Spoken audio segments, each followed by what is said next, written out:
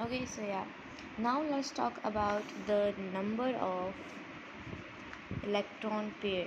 First of all, we are done with the two parameters, which was number one was polarization, and now next is number of electron pair. We are done with the polarization. Now let's move towards the number of electron pairs. Okay, so the number of electron pairs have three types: single covalent bond, a double covalent bond, and the triple covalent bond. Let's talk about the single covalent bond. Single covalent means they are having just the one covalent bond. As you guys all know that the covalent bond sign is this. If the coordinate sign is this. So yeah, so let's talk about a single covalent bond. Let's take an example, which is hydrogen and hydrogen. So hydrogen having the will be sharing the electron. So the hydrogen electron, that's hydrogen, they will share the electron. This is single covalent bond. The number of pair is 1 because they are having the single electron. Single covalent bond. Let's take another example, which is chlorine or chlorine. So yeah, they are having the 7 electron in the outer shell, so they will be making one bond. So they have shared just one electron, that's why they are having single covalent bond, or you can say the number of pair electron is 1, so this is called a single covalent bond. Let me give you another example. First example, second example, third example. Let's talk about hydrogen and chlorine.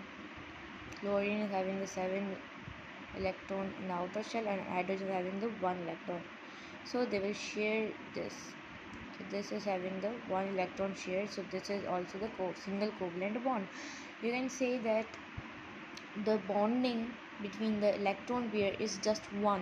You can say they are just sharing the 1 electron. Now let's talk about the double covalent bond.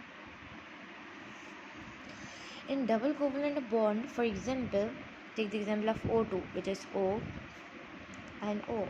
Next, they are having the 6 electron in the outer shell, or you can say the valence shell. So they will share. So they are having the single covalent bond is sign is this. The double covalent bond sign is this. So these both are sharing 2 electrons, means they are having the 2 unpaired electron, and they are sharing the 2 electrons, which means the double covalent bond. So now let's take the example of the CO2. So yeah, C carbon and oxygen. So carbon is having the 4, you can say, the electron in outer shell, and oxygen is having 1 2 3 4 5 6. 1 2 3 4 5 6. So let's take this electron of there. So they are having the 2 unpaired electrons, and they also are having the 2 unpaired electrons, this one and this one, this one and this one. And carbon is having 4 unpaired electrons, so they will be sharing to each other. How? Let's see. 1 2 1 2. So they are having the double covalent bond. Now you can say that they are having the 2 unpaired and they are sharing the 2 electrons, that's why they are having the double covalent bond. Now let's talk about the triple covalent bond. Let's talk about triple covalent bond here. So triple covalent bond, for example, let's take the example of triple covalent bond sign is this. So for example, let's take the example of N2. N2 is having the atomic number 7. So in first one shell 2 and second one shell is 5. So yeah, the 5 electrons, 1 2 3 4 and 5. 1 2 3 4 and 5. So let's take this here. So they are having the 3 unpaired electrons. They also are having 3 unpaired electrons. They will share with each other, or you can say share. The both will be sharing electrons to each other. So they'll be sharing. They get attract. These all things here I has talk about, like I'm done with the video. You can check it out. I'm done with the how the molecules get attract and how covalent bond formed. So this is just the types of covalent bond, which is single, double and triple. So they will share 3 electrons. So they are having this double triple covalent bond. Now let's talk about the what is covalent bond. Covalent bond is basically made in axis.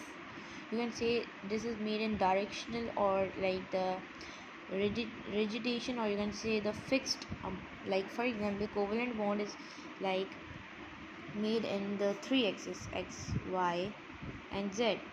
But now if you're talking about the ionic bond, so ionic bond is like non-rigidation or non-direction. They will be making in every direction, but covalent bond will be making in just x, y, z direction. So for example, I'm giving you the example that if the 6 unpaired electron are there, so which covalent bond will be formed? Just think 1 minute, then I'll be answering this question. This is the MCQs which you have to remember, or you can say that which you have to learn. So for example, there is 6 unpaired electrons 6 unpaired electrons.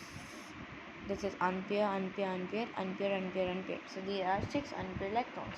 They don't have double electrons. They don't have like lone pair. They are unpaired. So they will be sharing the electrons. So the 6 unpaired electrons have triple covalent bond.